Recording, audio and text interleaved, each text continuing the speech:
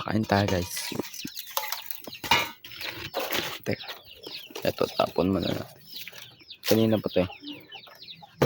Para laging fresh. Tubig. Santa ka lang naman to. Para siguradong walang ititira.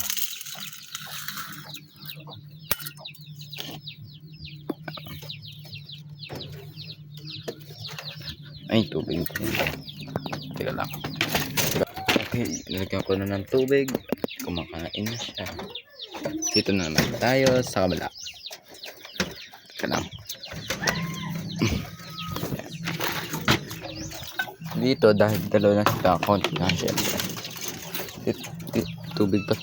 Ay hindi, kalalagay ko lang ng kanina.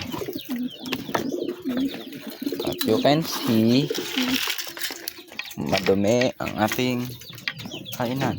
Pero dry naman eh. Pero konti lang tayo magpakain para hindi sila nagtitira. Yan. Ayun na, naglalagay na ako nun. Para ito. Yan. Naglalagay ng konti-unti niyan. Ay, ito pala. Para sa itlogan to eh. Hindi ko alam kung ito. Bala na kayo. Ayan na. Kain sila oh.